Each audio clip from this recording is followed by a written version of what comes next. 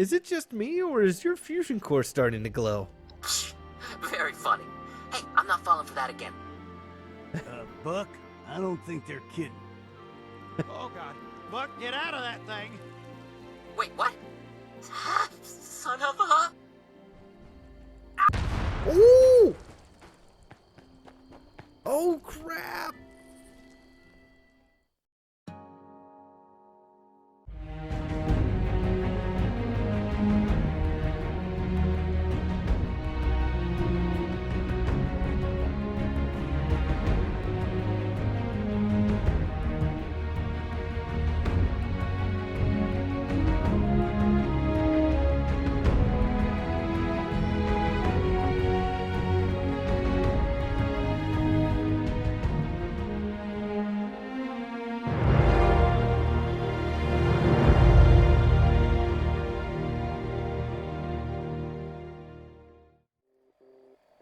And welcome back to episode 74 of Fallout 76. It's more like just finishing up some things, mostly just Grognak and the Ruby Ruins. Where we left off, we had gotten our butts kicked pretty hard, but we opened the bridge over here, which is real nice, because I think we should come back down here and squish some of the squishy things. That thing's not squishy.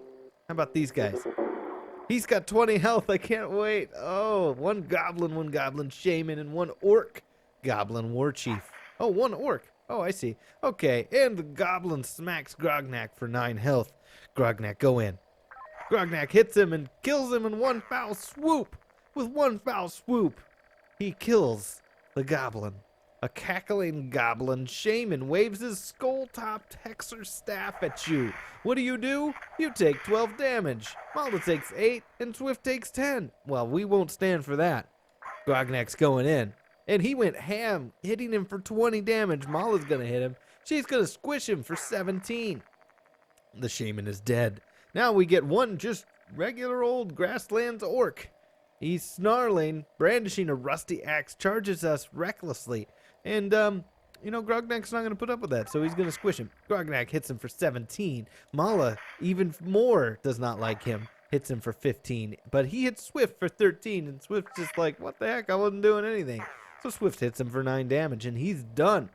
Oh, this feels nice. Goblin War Chief, dressed in bones of his victims, comes in swinging at 15 damage for Grognak. Grognak hits him back for a whopping 23. Mala's gonna squish him. She hits him for 16, and Swift comes in and leaves him with 1 health. Oh, boy. Okay, round 5. Mala finishes him off, thank goodness, with 20 damage. Holy cow, what a hit. The Goblin War Chief is dead, along with their entire group. We've won the battle. What did we win? 35 gold. That's one less Goblinoid raiding party to worry about. But there are more out there. We'll find them and squish them to make ourselves feel better. So I just wanted to clear everything down here that I could and make sure that we had everything clear. We'd been in the lighthouse. That's all water. We've been there. We've been here. Muddy Crab Den. We've been to the Garrison of Savages. That's where we heal. That's where we started. That tavern that started it all. Let's see if we can find these Gaablins. Come here, Gaablins. Gaablins. There we go.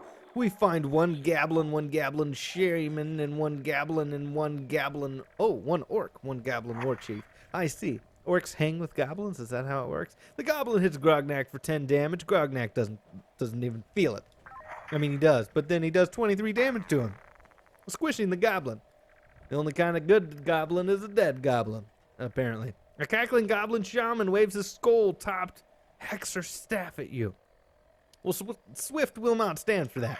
And Swift does 10 damage, which is pretty good for Swift. Mala comes in swinging 16 damage, but the Goblin Shaman attacks the party with a caustic axe, doing 12 damage to Grognak, Mala taking 12, and Swift taking 11. Well, Grognak's not going to stand for that. Boom! Grognak trips on his toe and still does 21 damage. The Goblin Shaman is dead. Another orc brandishing a rusty axe charges at you recklessly. Shameful thing to do. Grognak, squish him. Grognak hits him for 21 damage. Mala almost finishes him off for 16. And Swift surely can do 3 damage. He did 11 damage, which is really good for him. The orc is dead. Now we have the War Chief, dressed in his victim's bones. Round 4. And of course, he gets an attack off first and he hits Mala. Grognak will not stand for that. Grognak does 16 damage. Mala does more, 21 damage. She was mad at him. All right, can we do 13? Wow! And Swift hits him for 13 damage. It's a critical roll. Holy cow, that's great. We won the battle and we gained 35 gold. That's one less goblinoid raiding party to worry about. But you know, there's always more out there. Yes, there is. All right, what do we got here? Nothing? I think we've polished off everything we can do down here. What's this? Forgotten Cloister. Yes. I think we've accomplished everything in the south. We still need one thing for this guy, right? We have the locket. Did you know it was first worn by the Asmodean Medusa Queen? She knew how to throw a groovy party, man. And it kept her guests from getting stoned. Now all I need is the tomb. Tome. I said tome. I just said it wrong. Oh, look, another goblin raiding party that's about to get squished. We're gonna squish him. Grognak squishes him for 21 damage. He's done. One strike. The cackling Gaablin shaman comes out. Round 2. Mala, what do you got? Mala hits him for 16 damage. Grognak finishes him off for 25 damage. Holy cow. Where was that when I needed it? A snarling orc with a reckless rusty axe. Mala hits him for 21 damage and Grognak polishes him off. Boy, this is a quick one, isn't it? We have the war chief. He's crazed and surges towards us, doing 18 damage to Grognak. He laughs at him, and Mala hits him for 20. Swift even got in there and poked him for 12 damage. Grognak did really bad. At round 5, we're taking damage because Grognak did badly, but Mala comes in to clean up everything. We've won the battle, and we find 35 gold. That's one less raiding party for the goblinoids. All right. Have we went in here? We've done the coastal shrine. Okay, I guess it's just the hard stuff left over now. Yep. Okay. Well, we're not going to mess with that guy because he's got way too much health. What about you, shop owner? What do you got for me? Focus seeds, that's it. I'm not going to waste our gold on that. We're doing pretty good on gold. All right, we can go up north. So let's do that. We need to find a tome. I guess we'll go this direction. We've already done that. Let's see if we can buy some more goods from this guy, who's apparently the same guy. Wow, it's expensive. Third eye alertness, initiative +4. Damage +4 from the Baylor's fire whip. This stuff's expensive. Let's do the whip, I think, for now. And give that to Grognak, I think. Because if he can stack that 3 times, we definitely want him to be doing a lot of damage. But wait, there's more. No, we're leaving. That was expensive. Holy cow. All right, let's test it out on the Barrow of the Damned. We come across 2 ghosts and 2 wraiths. This is going to be bad. Here we go, round 1. All right, Swift, Iron Skin, I need it now. We're not going to play any games. I probably should have waited until we got to the wraiths, but that's okay. Mala's reduced damage to 9. A Grognak attacks with 27 damage, not too shabby. The ghost takes 21 damage from Mala. Hold it down, we need to save it for the wraiths. A dreadful wraith appears and is real smelly. Attacks Mala for 22, but reduced to 11. Thanks to Iron Skin, but it's worn away already. Holy cow. Grognak, furious rage time, buddy. Let's see what you got. He rages forth furiously, hitting the wraith for 23 damage, 27 damage, and another 25 damage. Swift, what do you got? Swift hits for 13 damage. Surprising. Mala finishes off the wraith with a whopping 17 damage. The wraith is dead. Oh, it's another ghost. Good. I need a chance to build up the courage to face the other wraith. Mala moves forward. hitting the ghost for 15 damage, but the ghost hits Grognak for 19, but then it's reduced to 9 damage. Grognak gets some payback. Grognak hits for 27 damage. Not too shabby. The ghost is dead, but now the real threat is here. Another Wraith. Round 4. Grognak goes in swinging. He hits the Wraith for 26 damage, but the Wraith hits him for 23, but it's reduced to 11 damage thanks to the round down on odd numbers. Swift attacks and does 14 damage. Not too bad. Mala attacks. Mala hits the Wraith for 20 damage. Nothing to scoff at. All right, Swift, apparently. Let's do it. Swift hits for another 14 damage, but then the Wraith hits the party with a shriek of agony, doing 21 damage to Grognak, 21 damage to Mala, and Swift takes 9 damage because he still has some iron skin left over. All right, Grognak. Grognak hits for 24 damage, and Mala finishes off the Wraith with 20 damage. The Wraith is dead, and we started to sweat it, but we won the battle. We find 45 gold and a Necromancer's Hood, giving 6 HP. Holy cow. Let's give that to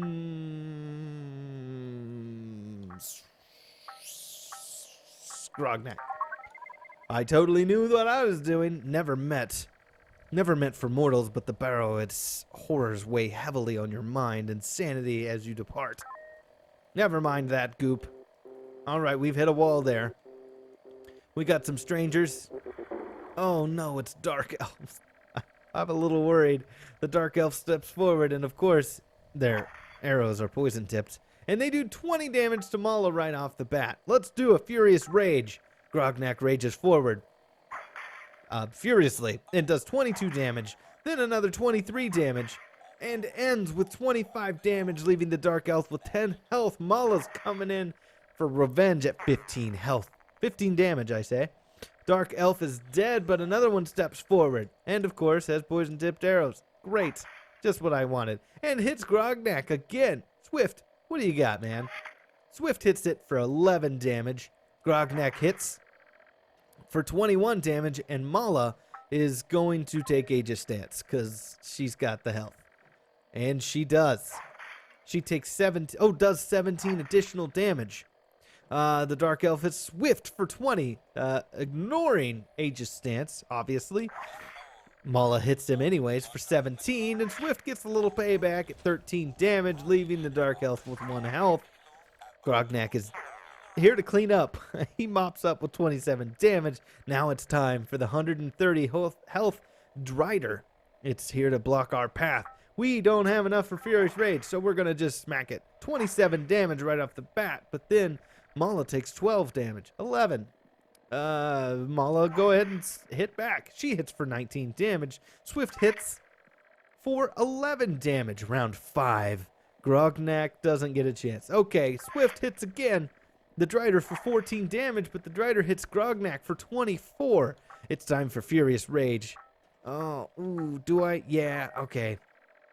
And we ensure our win by doing 27 and 24 and finally 22 damage to the Drider. We walk away with the money but less AP, 70 gold. The Dark Marauders split into packs to roam the land, so there are surely more to be aware of. Alright, well, Spider Crypt of Lilith, shall we? This is probably bad. 2 Driders and a Dark Elf. With surprising quickness, the bloated Drider descends to block our path. What do? We are going to use Aegis Stance. Mala moves into Aegis Stance and attacks, making her an easy target, but well protected. She does 16 damage, but the Drider hits Mala for 21. Reduced thanks to Aegis Stance. Grognak's going to go in swinging. He hits for 25. Swift is going to apply Iron Skin because I want to play this safe. Round 2.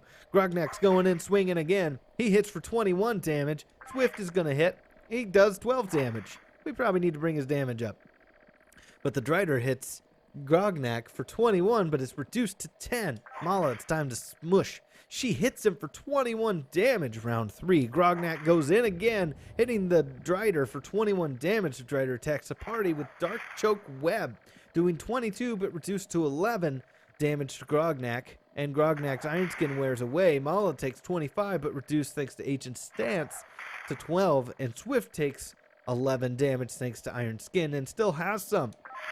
Swift hits, leaving the Drider with 1 health. Mala cleans up with 18 damage. Not too bad. The Drider is dead. What do we get next? The Dark Elf. It's time to put this Dark Elf down.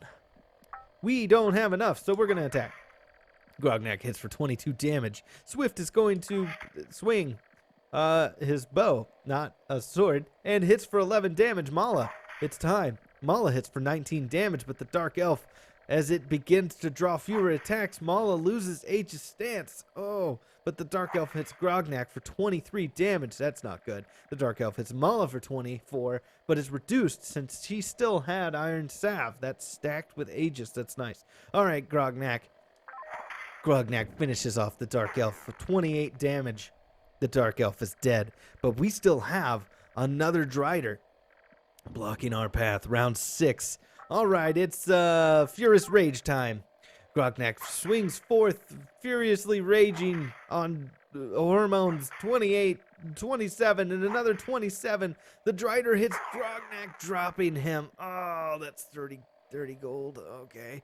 Mala goes in swinging and hits for 17 damage, and Swift comes in and pokes him for 9 damage. Round 7. The Drider hits Swift for 25 damage, but it's reduced to 12. Holy cow. Swift's Iron Skin has worn away. Swift hits for 8 damage. Mala polishes off the entire fight with 19 damage. The Drider is dead, but at what cost? We have won the battle. 60 gold, so really 30. And a Lens of Spider Perception, initiative +4. To whom will you give the Lens of Spider Perception? We will give that to Grognak. He needs some more focus. Oh no, that was initiative. He'll hit sooner. With a flood of spiders pouring out of the walls, you knock over a support beam and flee the crypt as it collapses on itself, hopefully squishing all those spiders. Well, Grognak's dead, so we should take care of that. I mean, he's knocked out. All right, here goes 30 gold. Grognak's back. We're a little worse for wear, but that's okay. All right, what do we got left? So we squished that. We squished the Barrow of the Damned. Okay. We have a blizzard guy up here who we're not going to mess with. Snowy Plains, Unholy Sanctuary. We've squished that. We're going to avoid that bomb. What do we got here? Mercenary Camp. Warlord Mingel. A crowd of mercenaries grows around you as you head to the central pavilion. As if on cue, a biting wind picks up as a towering warrior in custom bleak steel armor steps out to meet you. The Tome of Duskborn. An old man once told me a wild-eyed barbarian might someday show up asking about this book. You can have it if you beat me. Let's fight him. He's got 200 HP. Oh boy. We can totally probably handle this. Warlord Mingel takes you to a makeshift arena, which, with his cheering troops looking on, he unsheathes his immense claymore and comes at you. Let's attack. Grognak hits Mingel for 21 damage, but Mingel hits for 29 damage. Woof. All right, let's, you know what? Mala's gonna attack. Mala hits Mingel for 20 damage, and Iron Skin Salve from Swift to save our buns. Round 2. We don't have enough for a Furious Rage, but we can attack. We hit for 19 damage, which barely takes anything off. He hits Swift for 12 damage thanks to Iron Salve. Mala is going to Aegis stance, I think. That's probably a smart move. And then she also attacks, which is nice, for 16 damage. Swift gets some damage in there. Swift hits for 14. Not bad for Swift. Round 3. Mingel attacks the party with Apex Whirlwind, doing 27 but reduced to half. 13 damage. Mala takes 24 but reduced to 12 thanks to H's stance. And Swift takes 12 damage. And his Iron Skin has worn away. Grognak, it's time to smush. Grognak hits Mingel for 26 damage. Mala, what do you got? Mala whips out 19 damage, and Swift is going to recover. Because he's taken quite a few hits. Round 4. Grognak's initiative is so fast he gets to attack again, but he's going to recover. Yep, I think that's a smart thing. Miguel hits Mala for 30, but is reduced to 15 thanks to Aegis stance. Mala gets some payback. Mala hits Miguel for 21 damage. Swift swings in there with his bow at 9 damage. Round 5, Grognak goes in swinging, hitting him for 25, but Miguel hits Grognak for 28 damage, but it's reduced to half thanks to Iron Skin Salve, but it is worn away. Mala comes in to finish him off with 18 damage. Miguel is down. We've won the battle. You find the Tome of Duskborn. Standing despite his wounds, Miguel grants you a nod of respect before you go, while his mercenaries give you a wide berth.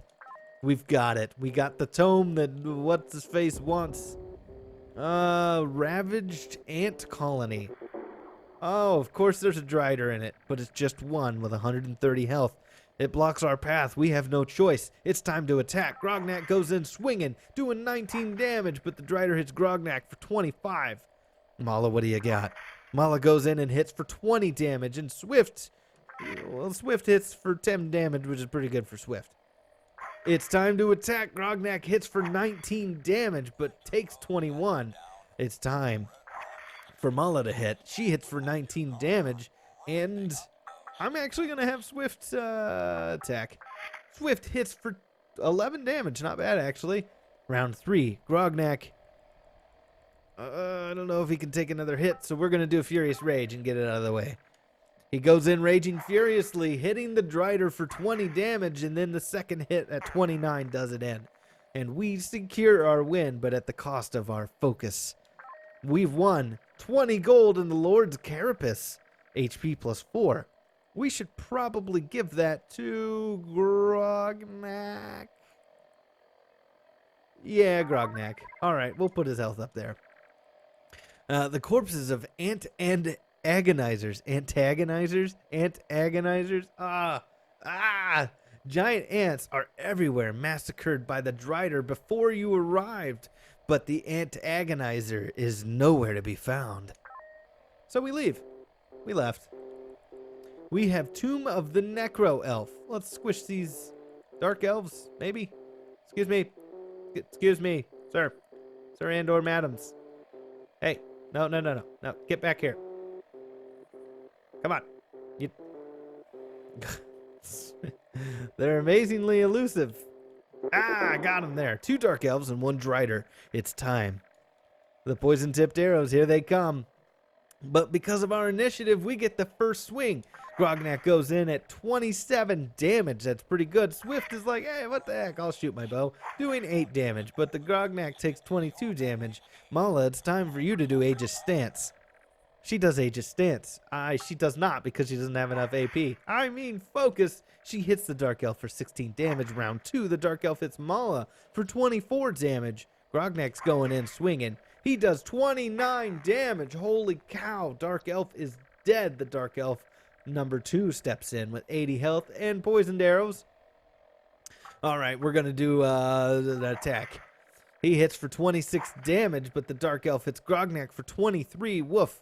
All right, it's time for Mala to swing. She swings, it does 21 damage, and I hate to do it, but we probably need to... no, we're not. We're going to chance it. Swift goes in for 11 damage, round 4. Grognak gets the upper hand and puts it down for 29 damage. Now we have the Drider in our way. Round 5. Let's go ham. He builds up his focus pretty quickly. Grognak goes in raging forth with furious strikes, doing 26, then 20, then 23 damage. The Drider hits Grognak for 25, and he has fallen. I did not expect that. All right, Swift. Swift goes in swinging at 9 damage, and Mala comes in doing 20 damage. Will we make it out of this? The Drider hits Mala for 22 damage. She hits the Drider back for 20. Oh, and Swift comes in for the win at 14 damage, putting the Drider down, only losing 30 gold at this point. We've won the battle. We find 70 gold, and the Dark Elves are gone. Well, let's go revive our hero. If I can remember where the church is, I'm gonna end up walking into a trap. It's around here somewhere. You know, I'm curious if it's cheaper down here. Let's go down to this church and find out. Avoiding that awful snake. That's not a church. Oh, where is it? Oh, it's over here. Gotta find that tavern. So in Wasteland, it was actually cheaper on the first level. So let's see. 15 gold. Oh yeah, we need to travel down here. That's much better. We have been revived. Thank you, sir. All right. I think we bought everything from the store down here. Now we have everything we need to move forward. Let's do it. Conjurer's Tower. The aroma of incense greets our noses. Groovy! With the tome and the locket, I can cast a spell of ghostly calling to reveal the heinous, forcing, blocking, foul wind pass. Then you can truck on through and show Grelock who's boss. Are you ready? Let's give it a shot. Here you go. Guess if the croc. Oh, can remember shim Steelu are cogging to gavel. Gurdy so far then Frusk. Whoa, trippy, man. Okay, thanks, buddy.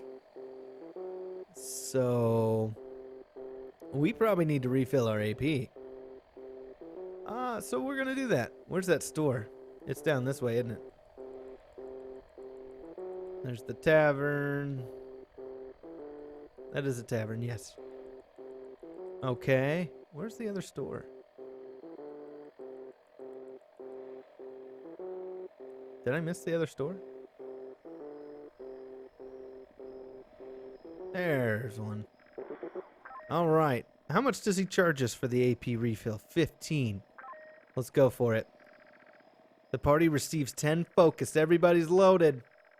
Thank you, sir. I'll be leaving. 15 gold. That's not bad.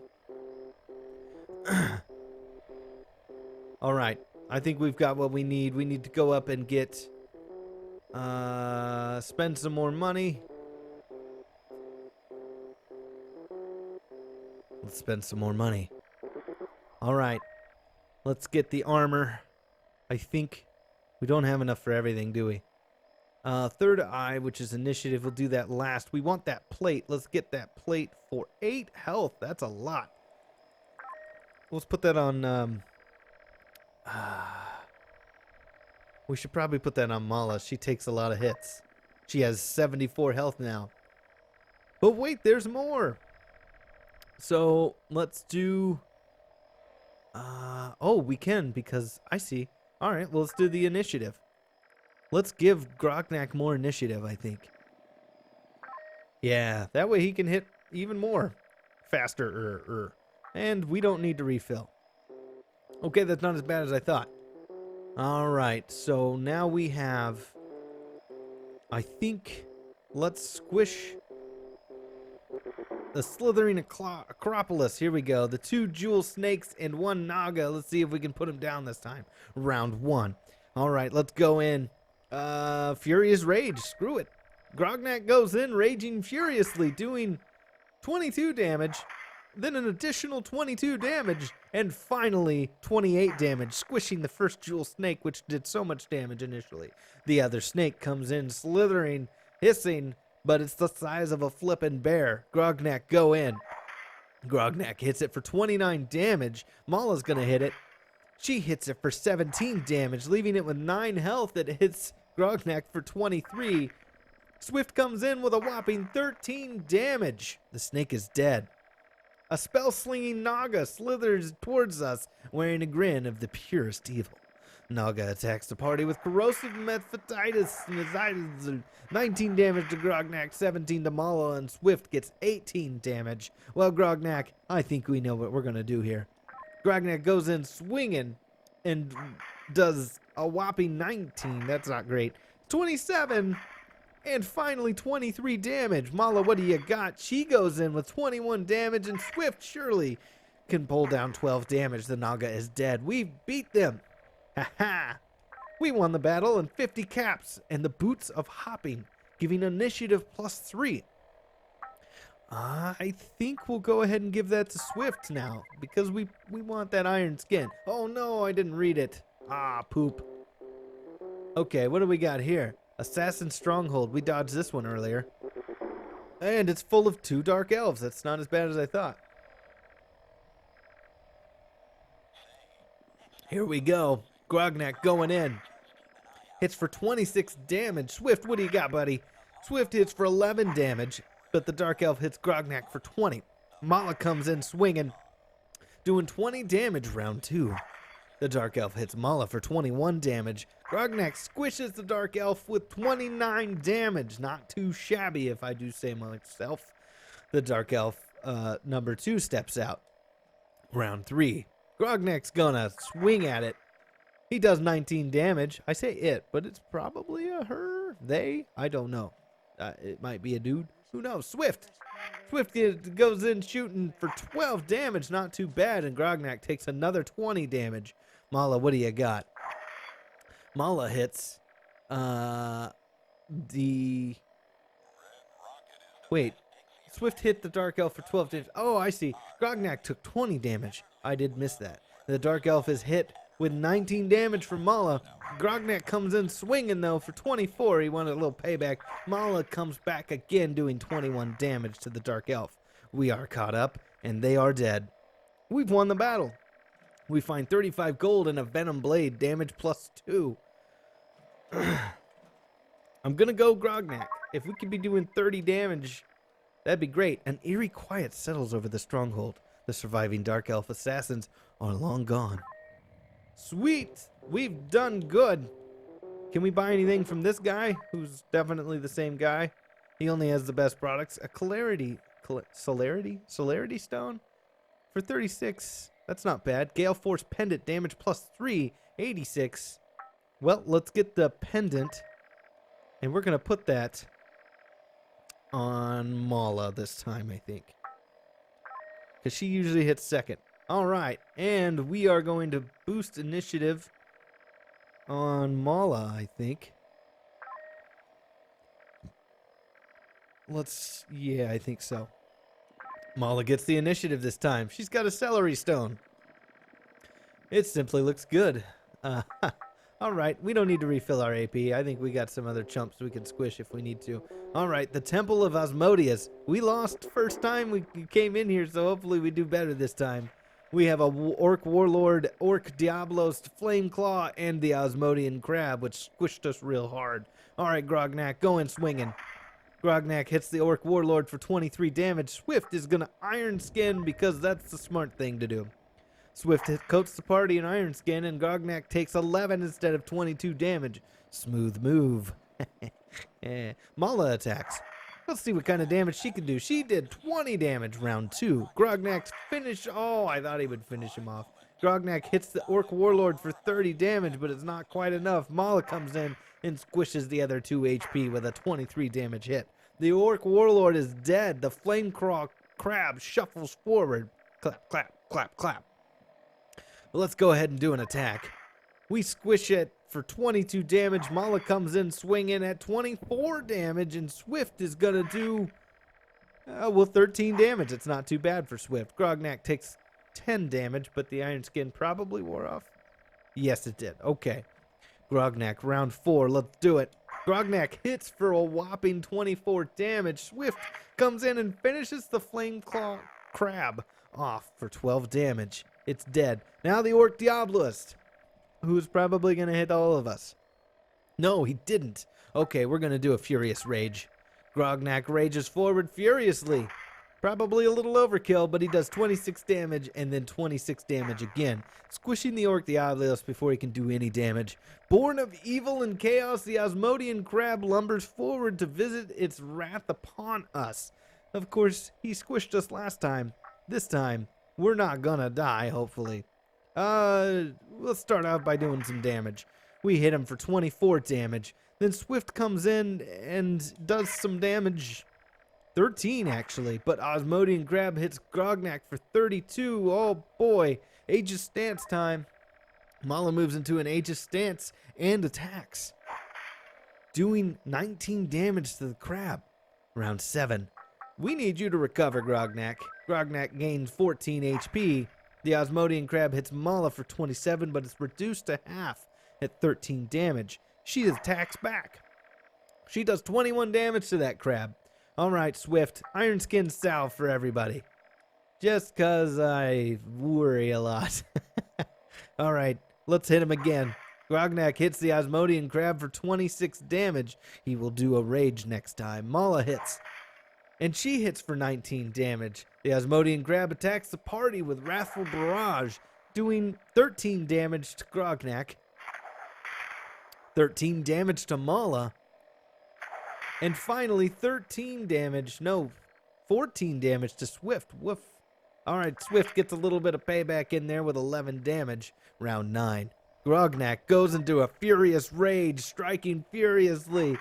He hits his Osmodian Crab for 29 damage, then 22 damage, and finally 23 damage. We murdered the Osmodian Crab that murdered the crap out of us in the beginning of this level 2. We find 50 gold and a Demon Claw Scythe, doing 5+ damage. Yeah, I think Grognak's gonna get that.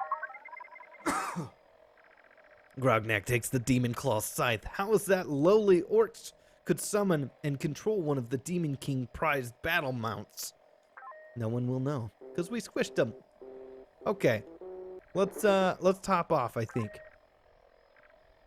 26 gold for Focus Root, but it gives everybody 20. I don't think we need that. I think I'm gonna run the long way down and pay 15 to get it cheaply restored. Yep. Give me them seeds. Yeah, that's good. Yeah, that would have been a waste. All right, thanks, buddy. Okay, so now where do we have to go? Slithering Acropolis is done. Tomb of the Necro Elf. We haven't done this yet. We face one Dark Elf, one Drider, and one Necro Elf. Oh no. Round 1. Let's go ham, and I think Furious Rage is a good way to start it. Furiously raging, Grognak hits for 26 damage, then another 28 damage, and finishing the Dark Elf with 29 damage. He's fired up. The Dark Elf is dead, but the Drider arrives. Round 2. All right, Grognak. I mean, go ham, man. He hits for 29 damage. Mala's gonna hit for a whopping 20 damage, and Swift is going to... we'll save that. Swift hits the Drider for 9 damage. The Drider hits Grognak for 25. I probably should have Iron Skinned. Grognak's gonna squish him with Furious Rage. Grognak hits for 32 damage, and then additional 32 damage, and a whopping 27 to finish off the Drider. All we have left is the Necro Elf, who has 180 health. The Necro Elf saunters confidently towards reciting a monologue and sipping from a cup of blood before launching a spell assault. That's probably real bad. I should have saved some damage there. All right, Grognak goes in swinging at 26 damage. Aegis Stance is going to come from Mala. She does Aegis Stance and also does 22 damage. The Necro Elf attacks the party with Terminal Symphony. That's bad. 24 damage to Grognak, 21, but then is reduced to 10, and Swift takes 21 damage. It's Iron Skin time. Swift coats the party, hopefully saving everyone. Round 5. Grognak, we're going to need you to recover, buddy. Grognak bandages his wounds and gains 14 health. The Necro attacks the party with Terminal Symphony again, doing just as much damage as we healed for Grognak, but then Mala takes 11 damage, and Swift takes 10 damage. All right, well, Mala, let's get it done. She goes in swinging, doing 23 damage, and Swift probably should have healed, but did 10 damage. Round 6. Grognak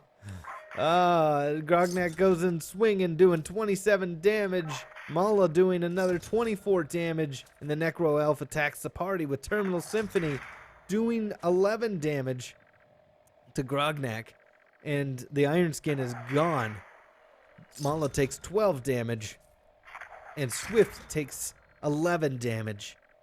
Ooh boy, we cut it real close with this one, and the Iron Skin has worn off. Let's ensure the win here. Swift hits for 8 damage. Grognak is gonna hopefully do enough. Oh boy, he does 33 damage, but he attacks the party. Oh no, we lost Grognak. Grognak has fallen. Mala takes 22 damage, but it's reduced, and we might lose Swift. We lost Swift. Oh, that's 30 gold. Swift has fallen, but Mala finishes off the Necro Elf with just a 20 damage hit. The Necro Elf is dead, and Mala grabs our bodies and drags near the exit. We've won the battle, and 100 gold in the Red Ring of Reaping. Plus 5 to damage. You know what? I think it's time Swift actually got some help here. Swift takes the Ring of Reaping. Well, Mala slips it on his dead, unconscious body. Not dead, just unconscious. And hidden elsewhere, the Necro Elf spirit amulet ensures that she will soon return to the undead with revenge on her mind. Great, great. All right, well, let's go out this way and save our friends. Oh God, avoiding the snake of eternal death. Yep, there it is. We want to res Grognak for 15. He's revived. And Swift. And I think we will grab some AP on the way out. I mean, focus. And we're going to find this hole where Grelock hides. Because I think we're ready. Can I get up here? Yes, I can. Okay. Yeah, I need some of them seeds, man. All right, everybody's topped off for 15 gold. Not too shabby. Okay. Well, I think we probably need to see if we can buy anything else. We're not going to touch that dude. Let's check this store to see if we got everything. Yep, we got everything from him. We got that party one. I think we're ready. I don't think we can get anything else. And have we been? Yep, we've been in there. Let's check this store. I'm pretty sure we bought everything from him. Yep, focus root. We squished those punks. I actually don't know where we need to go. Oh, I ran into some dark elves. Well, we're gonna, we don't need the gold, so we're gonna flee. We flee successfully, the retreat from battle. Alright, leave me alone. I got stuff to do, man. Frozen Temple. Oh, they're just trying to pick on me. What is this? Dread Wraith? Oh, and it's got 200 health, but it's only one. Brought to this world against its will, the Dread Wraith rises up, fueled by contempt, indignation, and revenge. We're gonna start off with Furious Rage. Grognak goes in raging furiously and hits the Dread Wraith for 34 damage, then another 33 damage, then another 26 damage, reducing his health to 127, but then he hits Grognak for 30 damage. We're gonna do Aegis Stance, just cause. Mala moves into Aegis Stance and attacks, making her easy target but well protected. She does 23 damage. Swift is going to coat everybody in Iron Skin because I'm playing it safe. Round 2. Grognak goes in swinging again, doing 30 damage. Swift is going to do some damage this time, up to 13 damage. But Mala takes 14 damage. Mala gets some payback. She hits for 18 damage. Round 3. It's Grognak's turn. Grognak hits for 34 damage, but takes... Oh, Mala takes 15 damage. Mala gets some payback. She squishes the guy for 23 damage. The Dread Wraith is down. You've won the battle. What did we win? We find the Cloak of Black Rose, max HP, plus 6. I think Grognak needs it. Grognak moves up. 6 health. Walking away, you choose not to look as the Dread Wraith is dragged by ghostly hands into the plane of endless agony. Woof. Feel bad for that guy. Okay, this looks like the place. We're gonna go recover our AP real quick, because that's the smart thing to do. Yep. I'll pay it. Boom. Everybody's recovered AP, and we have one wraith out of the way. Let's go up in. Dodging those dark elves, we come to Ruby Ruins. And Grelock appears with 280 health, alternating between his two terrible forms, Horned Demon and Robed Sorcerer, which is real no matter the strike forth at the evil that has plagued this land. Grelock is hit for 31 right off the bat. Well, we're gonna hit with Furious Rage. Grognak runs at him, furiously raging, doing 35 and 36 and 35 damage. Mala's going in with Aegis Stance because that's what she does. She's just a badass. She goes in well protected and does 18 damage. Swift is going to apply Iron Skin because we're playing it safe. Iron Skin has been applied. Round 2. Grelock hits Mala for 36, but it's reduced thanks to Aegis Stance to 18 damage. Grognak, it's time to attack again because again I don't have enough AP. I mean focus. Grognak hits to 35. Mala's gonna hit. She hits him for 19 damage. Swift, give him what you got. Swift gives him 18 damage. Pretty good for Swift actually. Round 3. Grognak has enough for another Furious Rage. Grognak rages forward, striking furiously, doing 28 damage, 33 damage, and killing Grelock for 28 damage. We've won the battle. What did we win? The shadow of Grelock will never again fall on this land. Thank you, Grognak. And may your enemies always cower in your presence. We hold up Grelock's head in victory. He looks like He-Man. Woo! We did it. We beat Grognak in the Ruby Ruins. Awesome, man. Oh, man, it's over. I'm kind of bummed about that. Okay, guys. Well, this is probably where I'm going to end 76 until we get Expeditions or any other new DLC for now. But I wanted to give you guys a tour of my favorite house. I've made plenty of camps. This one's probably my favorite. I love this location because it's also a random encounter where if you need to, I'll show you on the map here. It's like the easiest way is go to the investigator's cabin just above Huntersville. You can also come up from West Tech. But yeah, this is my favorite spot. The first time I came up on the spot, I actually met a sloth, a huge sloth, and it was passive. This is back in beta days, so it was red but passive, if that makes any sense. I don't know. I've been playing this game since it came out. I love it. It's had a lot of bugs. The game has been unforgivably bad in the beginning. It's still got its bugs. It's still frustrating, but I love this game so much. The writing, the story, everything about it. It's so good. Anyways, I'll stop enjoying that. I made this place, and I've always wanted to do a good job here, and I did. I'm very happy with this. We got our Slocum Joe's marked. We got the toilets. You got Nuka-Cola comes in the fridge there all the time. I've got the bedroom back here where you can get your buffs and whatnot.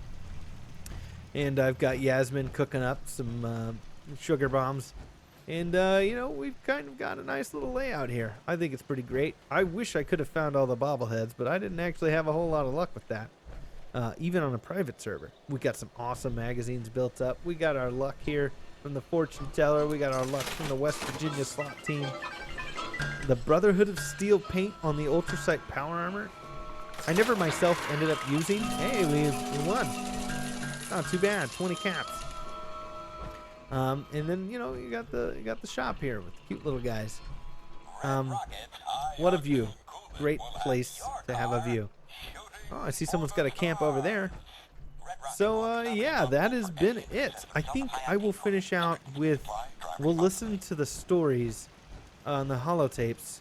We'll start with the Wendigo holotapes, and then we'll finish with the Mothman holotapes. And I think that'll be it for now. I'm excited to see what they do with Expeditions. That has unlimited potential. You know, we could be looking at exploring all of as far as Vertibird could take us. So that's pretty exciting.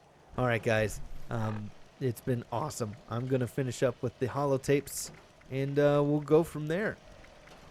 All right. And actually, you know what? I think we'll start with the Beast of Grafton Part 1. time once again to put aside all you think you know, all you believe to be true. Time to open your mind to the strange, bizarre, and sometimes terrifying world that exists in the shadows and fringes of our own, where myth, legend, and rumor are made real. Yes, it's time for more thrilling tales from the West Virginia hills. Tonight's episode of Beast of Grafton is brought to you by Dandy Boy Apples. Apples so good they never go bad. And remember, an apple a day keeps the doctor away. That's Dandy Boy Apples. Fresh, delicious, and dandy every time. Pick up a box today. Our tale begins in the rural hills near Grafton, where locals have reported a strange creature lurking in the woods. Robbie Cockrell and Peggy Mansfield were out on a date, celebrating Peggy's birthday. A full moon loomed large as they drove. Robbie, you're going too fast. Don't worry, this nuclear roadster handles like a dream. Where are you taking me anyway? I told you, it's a birthday surprise. Way out here in the woods? There's nothing this far out of Grafton, except that hospital by the river. Wait, I bet we're going to that new drive-in over in Clarksburg, right? Just so you can show off your slick new hot rod. Ah, come on. Don't be like that, Peggy. I just thought the driving would be romantic. Oh, Robbie. Robbie, look out!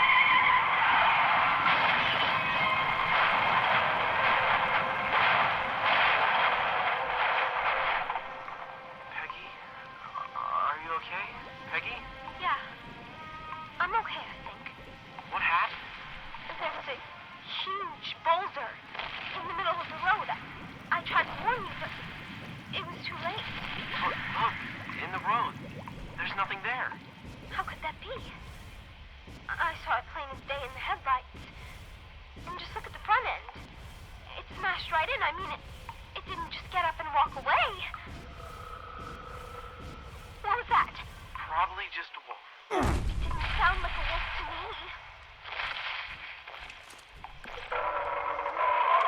There it is again. Whatever it is, it sounds like it's coming this way.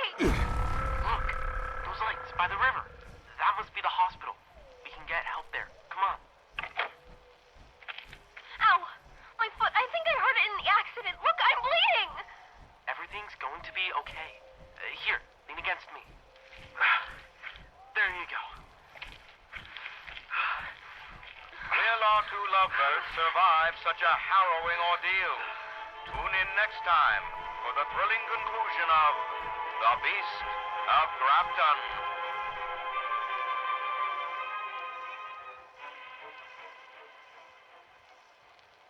Yikes, what a terrifying experience. Here's part 2. Tonight, we bring you the final chapter of The Beast of Grafton. When last we left off, two teenagers, Robbie Cockrell and Peggy Mansfield, were running for their lives after a harrowing car accident, trying to escape a frightening creature stalking them.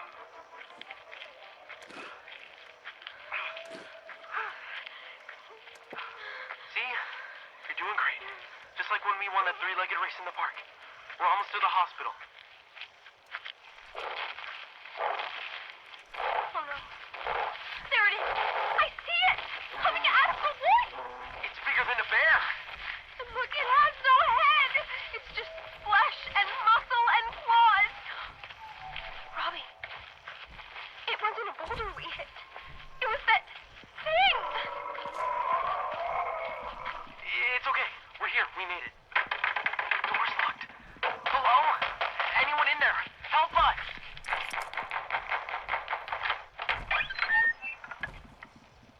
My, what's going on?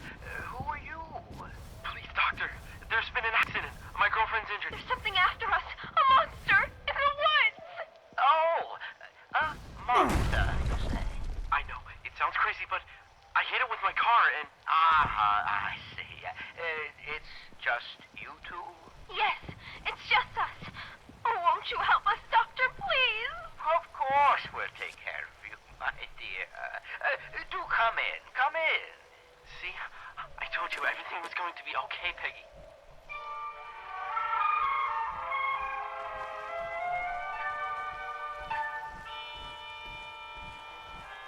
Doctor, are you going to call the police about the thing outside? Well, all in good time, son. First, let's have a look at the girls.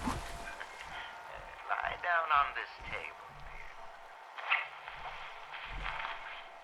Is it bad, Doctor? Nothing we can't fix right up. I think a little shot should do the trick. Ow! What's that shot for? I told you to fix her. Doctor, my arm's starting to tingle. Is that normal? Oh, yes. Quite normal. Ow! It's really burning now. Hold still, my dear. Hey, why are you strapping her down like that? Just following procedure. In the hallway! It's the monster! Actually, that's an entirely different subject. She's been much more agreeable than the escaped one you encountered earlier on the road. These monsters are yours? Why, of course, though monster is a gross mischaracterization of the extraordinary advancements in evolution we've achieved here. My whole body's burning! Evolution? I don't understand. Oh, you will, my boy. You both will. Who are those men with guns? What is this place? Hey, let go of me! What's happening? I feel so strange. Robbie?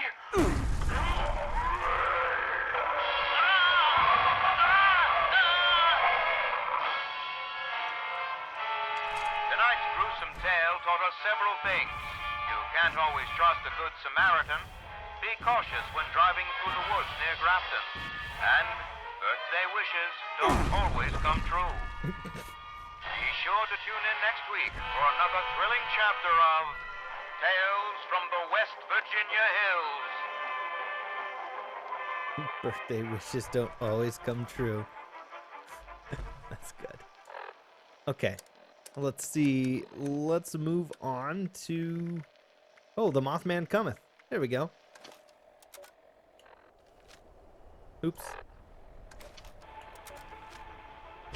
Welcome back, dear listeners. It's time once again to put aside all you think you know, all you believe to be true.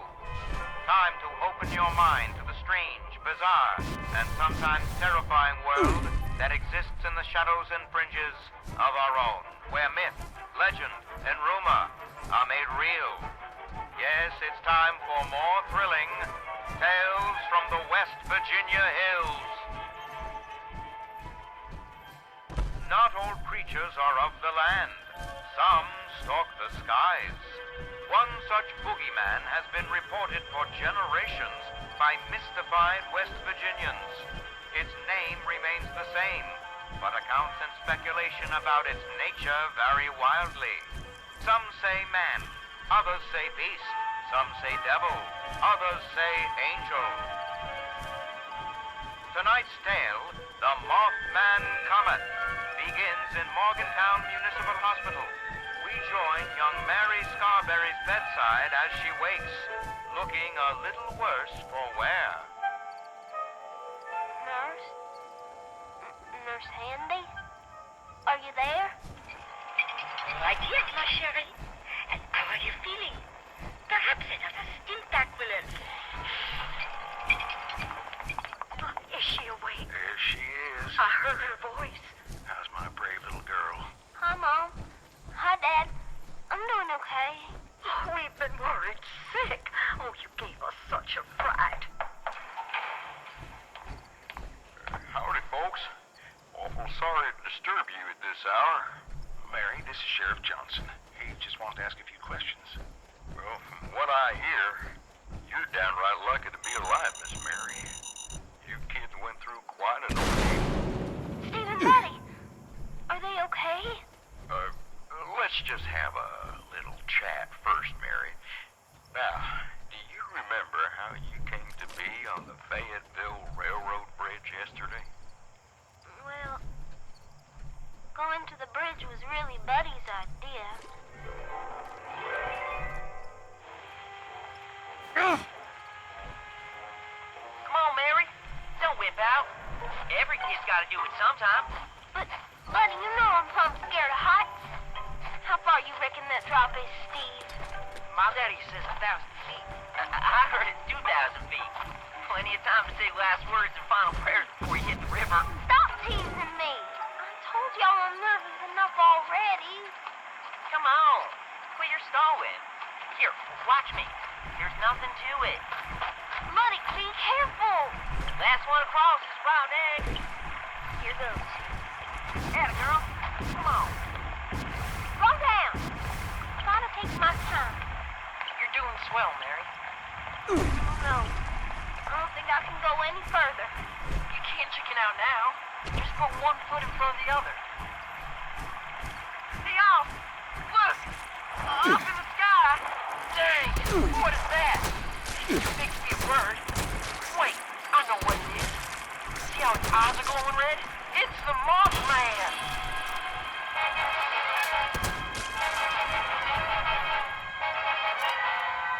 With a terrible winged creature coming for them, what will happen to these adventurous kids trapped in such a precarious position?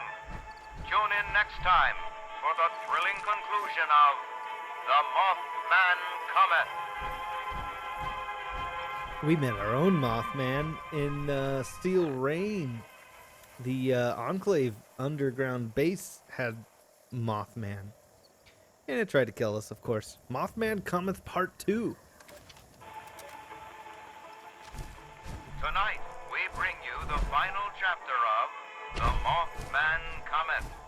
When last we left off, 3 mischievous kids were crossing a railroad bridge when they were beset on by a terrible beast swooping down from the skies. It's flying right toward us. Yeah! That was close. Mary! Get off that bridge! Train coming! The train! Oh no! Grandpa says that's the Mothman's son of bad things. Bet that means the train's gonna derail. Or maybe the bad thing is the train's floating us like Doomers. What are we gonna do? We can't jump, and it's too late to run. The train's almost here. Look out! That thing's coming back.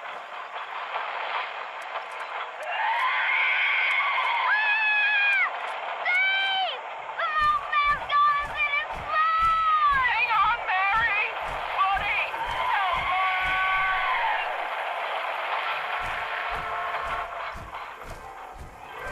Last thing I remember is the Mothman snatching me and Steve just before the train ran us over. Sheriff, I know it sounds crazy, but I reckon it saved my life. Well, now that's quite a tale, Mary. You do believe me, don't you? I swear that's how it all happened. Just ask Buddy and Steve. They'll tell you the same story. Go on, ask them. Mr. and Mrs. Scarberry, could I speak to you outside a moment? Of course. Sweetheart, we'll be right back. You just get some rest. Nurse, could you please get her something to eat? Right away, madame. One Salisbury steak with extra gravy coming up. We'll have you right as rain in no time, my chérie. What do you think, Sheriff? Mary's not one to fib, but that story. All I know is that she was found unconscious by the river without so much as a scratch. So then you think she was telling the truth about this? Mothman saving her and those boys? Well, that's the thing about it, ma'am. Those other boys weren't as lucky as Mary. The grim truth is that both were found dismembered way up at the top of a tree. On top of a... You don't think... What's that sound? It sounds like a...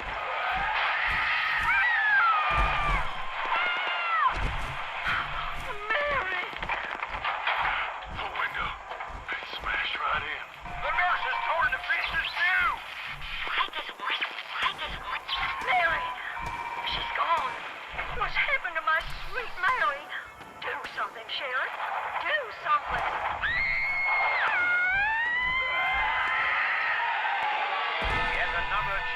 reminder, dear listeners, to always watch your back, your left, and your right. Be careful of your steps and the ground beneath your feet. But most of all, don't forget to watch the skies above. For you never know what frightful terrors might be lurking overhead. Be sure to tune in next week for another thrilling chapter of Tales from the West Virginia Hills. Yeah, it could be a Scorched Beast Queen. That was awful. What else do we have here?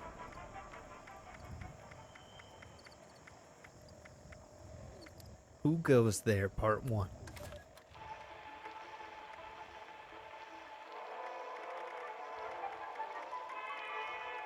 Welcome back, dear listeners. It's time once again to put aside all you think you know, all you believe to be true. Time to open your mind to the strange, bizarre, and sometimes terrifying world that exists in the shadows and fringes of our own, where myth, legend, and rumor are made real. Yes, it's time for more thrilling Tales from the West Virginia Hills. Tonight's episode, Who Goes There? The Strange Encounter in Flatwoods, is brought to you by Sugar Bombs, the breakfast cereal with explosive great taste, and 100% of the recommended daily allowance of sugar. Get your morning started right with Sugar Bombs. Our tale begins on a fateful night when a young pioneer scout, Fred Fisher, finds himself in quite the predicament, having taken a spill and fallen into a dark place.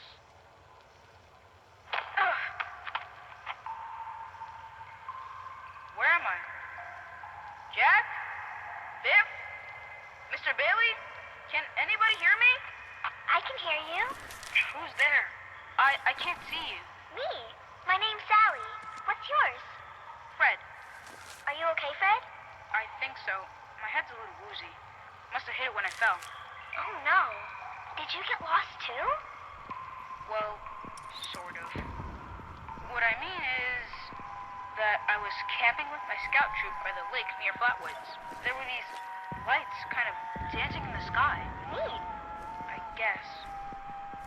Anyway, we heard some weird noises, and the guy's double dog dared me to go look. So I did. All by yourself? You're really brave. Shucks. Thanks. I followed the noises to an entrance of an old mine. It smelled awful there, like rotten eggs, but worse. Suddenly, there was this bright light shining down on me. I was super scared and ran to the mine to hide, but everything felt strange. Like my feet weren't even touching the ground. Everything went black, and I woke up here in the dark. That all happened to me, too. We'll just do what my dad says. When you've strayed or lost your foot, do what's best and stay put. They said they'd bring him soon. There are other people here? A very good question indeed. Tune in next time to find out the answer in the chilling conclusion of Who Goes There? The Strange Encounter in Flatwoods.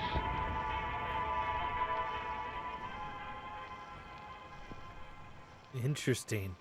Oh, I got a letter here. Dear Uncle K. Me and the older kids have things in the homestead running smoothly. I've even been teaching the little ones how to read. It's really tough. I don't know how you do it. I've learned so much from you. I just hope I can pass it on to the others. The new guard you hired, Dorothy, is very nice. She's practically become a member of the family. I know she will keep us safe. Crap.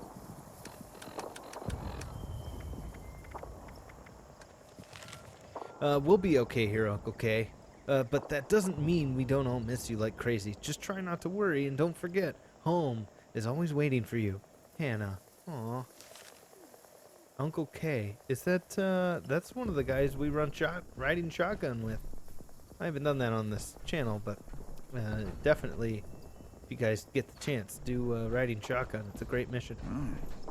It's just about Okay, time to we eat. had Who Goes There Part 2.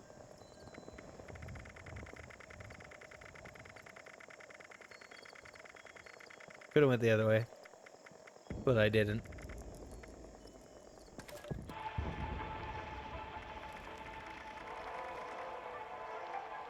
Tonight, we bring you the final chapter of Who Goes There? The Strange Encounter in Flat Woods. In the last episode, Pioneer Scout Fred Fisher met a curious girl named Sally while hiding in the dark. But, as it turned out, they weren't alone. There are other people here? Yeah, they probably just went to get more food. They'll be back soon enough. You can wait with me, and they'll give you food too. You just have to do what they want. What do you mean? When they want to play games with you. Games? What kind of games? I'm still learning the rules. Mostly, they're kind of boring, and only hurt when they use the needles. Needles? Yeah, you know, like at the doctor's. This doesn't sound like any game I know. It sounds downright awful, and these people sound really bad. We have to get out of here. No, stay put, stay put, stay put, stay put. Okay, stop screaming. Ah, the light. It's so bright. That's where they come in to bring food, or when it's time to play. Sally, what's that helmet thing you're wearing? It looks like it's screwed into your head. Time to play. Time to play. Sally, Time what's wrong? to Why are you acting like that? Time to play. I see them now. Time to They aren't human at all. time to No, stop! Let me go! Sally, help me! I don't want to play! I don't want to play any games! No! Fred Fisher was found days later, wandering by the river outside Flatwoods. He was disoriented, but unharmed, save for 2 small wounds on each temple. To this day, Fred is convinced his strange encounter was real, and even continues to search high and low for a missing girl named Sally, whom he swears he met. Spooky. So I leave it to you to decide, dear listeners. Was this simply the wild imagination of a frightened boy lost in the woods?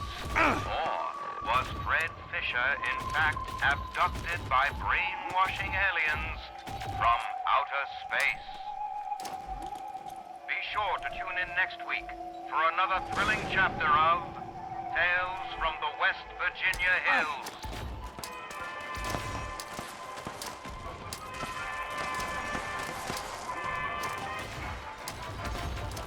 So are those the Zetans? Is that just typical aliens, or is that the Zetans that we saw in the Enclave base, along with that Mothman? Crazy. These are pre-war holotapes that were stories, but here we are, listening to them, finding out that they're actually accurate. So that's interesting. I'm going to complete this event, and then I need to get to my storage unit to see if I can find out if I have Curse of the Wendigo Part 1.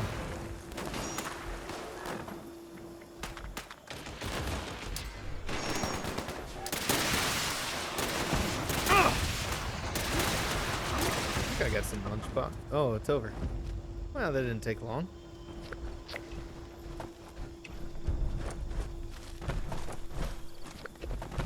And I got 2 fusion cores, treasury notes, and legendary cores. Sweet. Alright, let's go see if I got the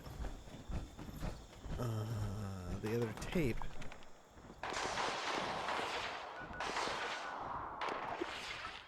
So I didn't have it in my inventory, but we did look at it, and I guess I didn't pick it up. So here we go. Curse of the Wendigo, Part 1.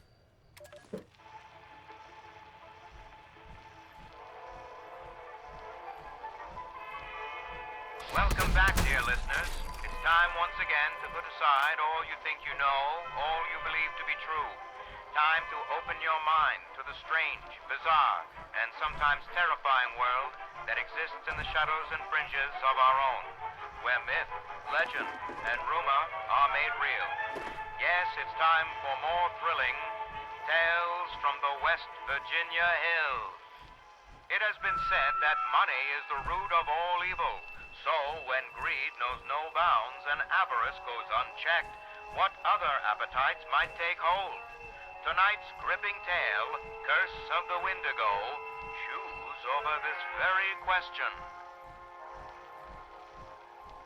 We begin at the Corvego Auto Assembly Plant in Huntersville, West Virginia, where plant owner and operator Richard Moore is known for squeezing every ounce of profitability from his workforce.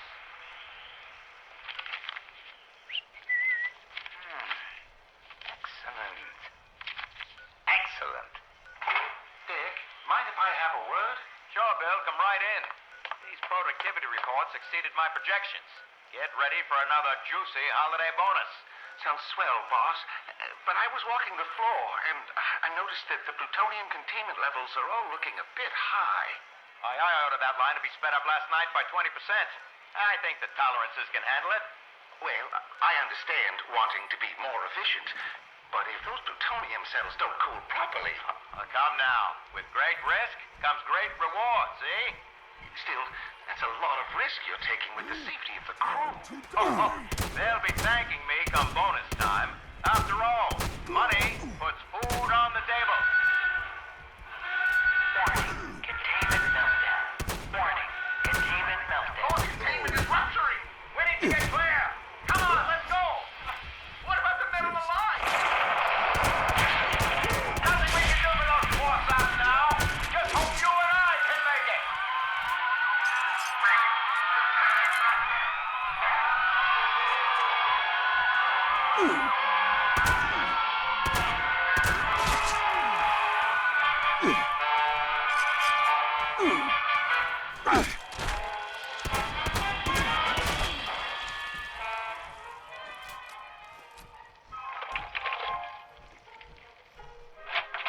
Darling, we're home.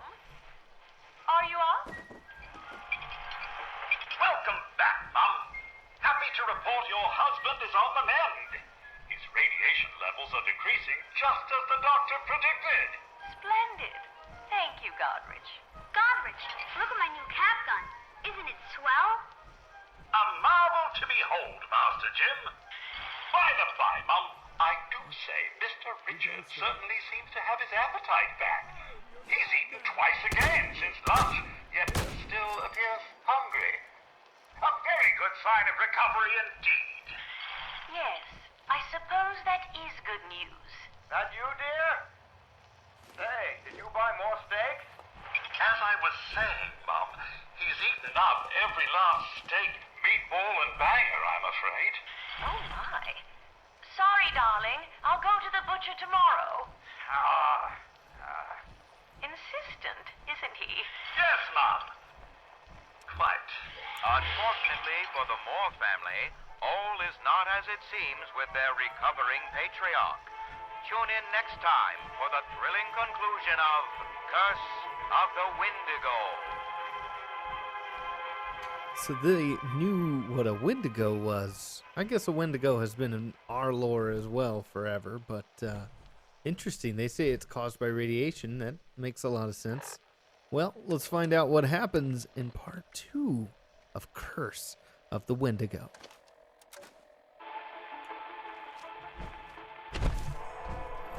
Tonight, we bring you the final chapter of Curse of the Wendigo.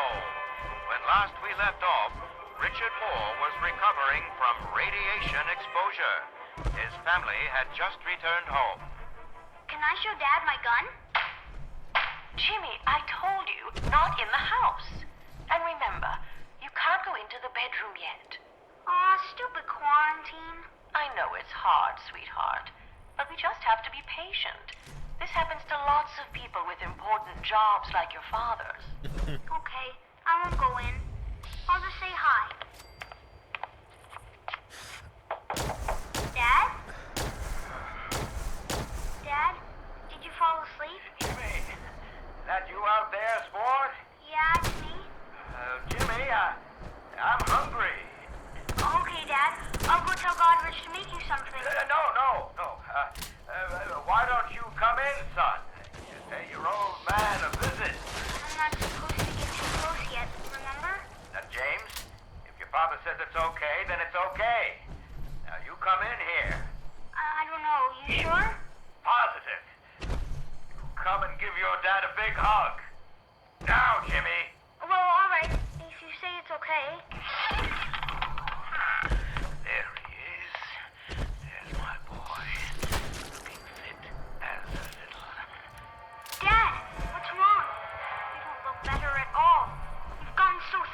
see your bones. You've lost all your hair, too.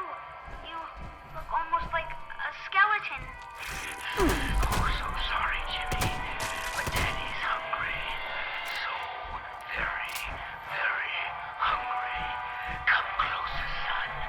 Come to Daddy. What? No, Dad, no!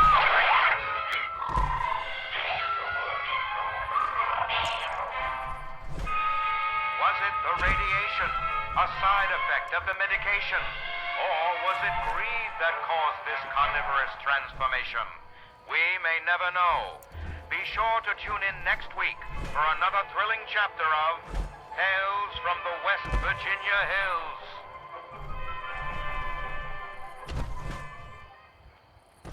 Rough, man. Rough. Okay, well, I think that's it. I think we've done it. We've done the aliens. We've done Curse of the Wendigo. We did Grognak and the Ruby Ruins. Nuka Tapper was just... I did that at the very first episode during the Overseer's chat. We didn't do many of the side quests. I guess if we had enough requests, we could go through those. But I figured the main quest was the important stuff. Also, we did Beast of Grafton, and the Mothman Cometh, along with who goes there. So that's pretty awesome. Pitfall was one that we kind of tested out. I think I showed that on the channel. It's more like a Donkey Kong kind of game. So it's really about a high score. I think I'm not good enough to actually get through it. At least I haven't yet. So that was one. And I tell you what, if you guys find another holotape game that you want to see me play, definitely I'll just put it down in the bottom there. But I think I have all of the ones that are RPGs, which was basically Grognak and Wastelad, which were both fantastic. Who'd have thought an RPG inside of an RPG would be so good? Guys, it's been fantastic. Until we come across some new content, that is it for Fallout 76 for now. When Expeditions comes out, we'll explore that. Hopefully that will be more of a story-driven side, and we can find out some of the lore about the other places, starting with the pit. Now, we have explored the pit in Fallout 3, but that was 200-something years ago. What is this? Or 200 years after what we would explore here. Do not fear. The Brotherhood of Steel is here. What? Citizen, halt! We are the Brotherhood of Steel, and we require a donation of 50 caps to further our noble cause. The donation... Wait. A donation of 50 caps for the Brotherhood of Steel. Is it just me, or is your fusion core starting to glow? Very funny. Hey, I'm not falling for that again.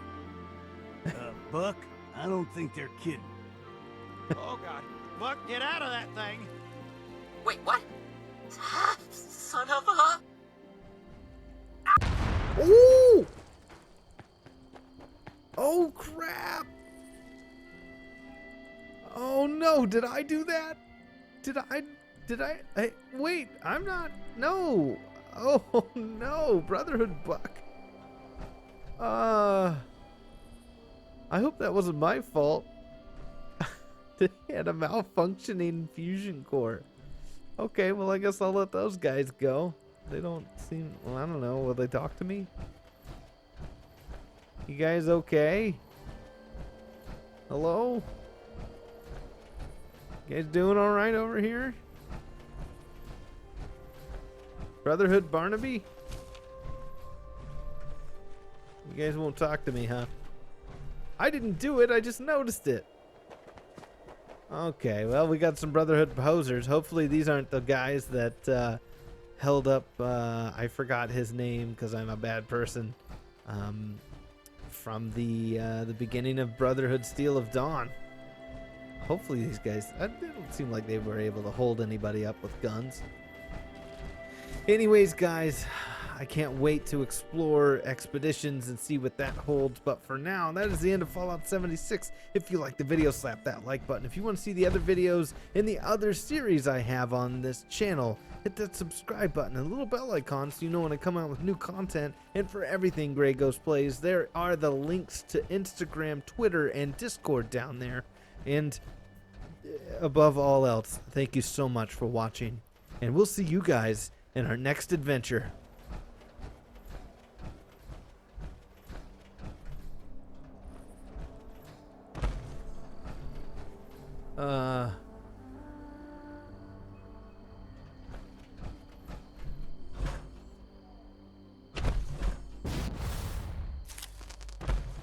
Man, firecracker berry grows in trees now.